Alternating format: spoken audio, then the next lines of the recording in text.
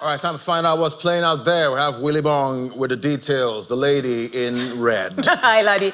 A lot is going on in the global space, especially in the UK. We have the UK, the train strikes. We also have, UK house prices rising. Also, the latest, we have this Jeffrey Epstein case is really boiling right now, and a lot to unpack with Juliana right now. So just jumping right to it, we have our UK Prime Minister Keir Starmer is under fire over UK's ambassador to the US, Lord Peter Mandelson's past friendship with Jeffrey Epstein. The latest revelations include a 2003 letter calling Epstein "my best pal" and messages of support during criminal charges. Now, the public wants clarity and fast. Our London Bureau Chief, Juliana Olayinka, joins us to discuss this. Juliana, good morning. It's good to have you.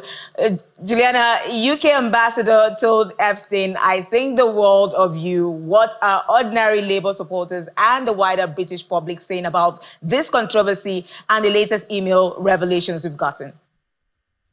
Good morning, Will. Well, it's a growing diplomatic dilemma for the Prime Minister, and it has no easy answers. I think, the biggest story trending at the moment was that heinous assassination of Charlie Kirk, who is a right-wing Conservative leader, very strong Trump ally. And this is a huge American story. Now, at a time like this, when your Prime Minister can't be in America, you rely on your ambassador to be able to provide the story. And unfortunately, for Sir Keir Starmer, Peter Mandelson is the story. And it's come at a really difficult time because this time next week, the UK will be hosting Donald Trump on a state visit. This is going to be a huge visit for obvious reasons. And Peter Mandelson was at the centre of that. In fact, he is a strong ally of Trump. Not many people can say that, but he's somebody who's considered a friend. So that's the background and the context.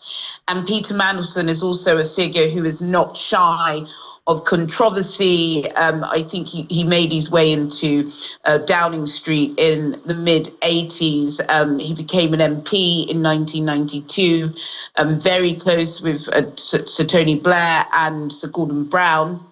And he was sacked twice from previous government positions. I think he's been dubbed as the Lord of Darkness because people admired and feared the way he was able to maneuver political corridors. And I think this is basically what's come round to haunt him. As you said, he is under significant controversy for his ties to the late paedophile Jeffrey Epstein. And as the days have gone on, these ties have become more sinister, more dark, and quite frankly twisted. We're not talking about Jeffrey Epstein when he was the financier. We're actually talking about Jeffrey Epstein when he was in prison, when he was still alive, when he was basically being persecuted around the world. Lord Mandelson was offering solitude and solace, and there are some very embarrassing emails just basically detailing just how close their friendship was. He was offering him diplomatic support. And, again, it's not good. It's not great optics. But because of the timing in terms of what's happened in America overnight of that shooting at the Utah University, plus the fact that Trump is to come days from now, what is Sir Keir Starmer to do? So yes, that's the scandal in Downing Street. Well, how do you think the Prime Minister Keir Starmer is handling the growing pressure to sack Lord Mandelson right now? But it's difficult. As I said, timing. I think Kemi Badenoch, the Conservative Party leader, really gave it to him yesterday during Prime Minister's questions, because, of course, we know that in a past life, Sir Keir Starmer, the Prime Minister, was a criminal prosecutor. What were the reasonings behind him appointing Lord Mandelson in such a sensitive political position when he should have known at that time that he had links to such a terrible character. So it does question Sir Keir Starmer's character. And it's not just about Lord Mandelson. Just last week, the Deputy Prime Minister, Angela Reeves, was forced to resign. We've had several resignations from some of his top cabinet members. So yes, he is under pressure, and for the first time in I would say a couple of months, I did see Starmer sweating a little bit yesterday, and those calls are only going to grow further as these embarrassing emails continue to leak. Just imagine him sweating out there, Juliana. But with the parties calling for investigations, could this escalate? Do you see it escalating into a bigger political crisis for Starmer's government? Oh, no, absolutely. I believe an urgent question is actually ongoing at the moment. I'm looking at live pictures coming out of the Commons. There is an urgent question that is being put to the government by the opposition Conservative Party. And look, the Conservatives are demanding that Mandelson appear before the Commons Foreign Affairs Committee to answer questions under oath. The Liberal Democrats, they want a full review of the vetting process that led to his appointment.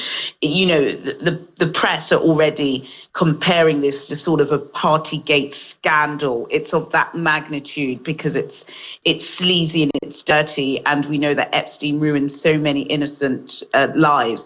How involved was Peter Mandelson? Could there be criminal ties? Is he alleged to be linked to any of these underage children? This is pretty serious. So I'm certain he will go. It's just when. But does this scandal, we talked about the relationship, especially with the U.S. and Mandelson being the UK ambassador to the U.S., does this scandal risk straining the already fragile relationship, UK and U.S. right now, especially with tariffs? Does it strain the little relationship that they're trying to build back right now? No, it absolutely does. I think, there's a significant swathe of British parliamentarians who vocally despise President Trump, including the London Mayor Sadiq Khan. And there are only a few who support him. And Peter Mandelson has been a bridge. He's been an appropriate bridge, which is, I presume, why he was given such a senior appointment so early on in Starmer's administration. So again, does Starmer not sack him and get the state visit underway? But then, of course, he will be perceived as being weak domestically, especially because this is quite serious. Well, in fact, it is incredibly serious.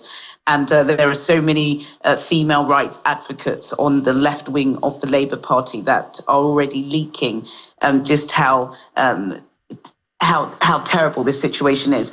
So it does have a potential to, I wouldn't say damage, but certainly cause a strain in the relations. But I think Trump perhaps is probably more concerned with what's happening in Utah and across America than he is with what's happening in London at the moment. But yes, there's a lot going on, and we'll be keeping our eyes on the story.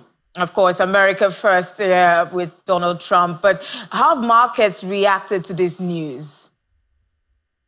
Well, this is certainly more of a geopolitical story than it is a numbers story. But we know that one of the reasons why there was some negative movement on the FTSE yesterday is because of what happened with Putin allegedly invading Polish airspace. Now, of course, when Poland asked for Article 44 to be invoked by NATO, these are the sort of areas that Peter Mandelson should be focused on. He shouldn't be focused on being the centre of the story. Polish markets reacted negatively, and it did affect some European markets. But today, the FTSE seems to be in good tip-top shape. Oh, thank you so much, Juliana, for shedding those insights and giving a clear picture of what's going on in the UK. We'll keep track. I'm sure you also keep track of the developments, and we'll also keep our audience. Oh, he's just been sacked. He's just been sacked. Oh, that's the breaking news. Oh, my goodness. That's something, well, everyone's listening to it right now. We got some breaking news for once, Will. Oh, that's breaking news. So Peter Mandelson has been sacked as the UK ambassador to the U.S. That is sad news. But thank you so much, Juliana, for always bringing the facts, always bringing us the details from the UK, and we'll keep track of the developments going forward.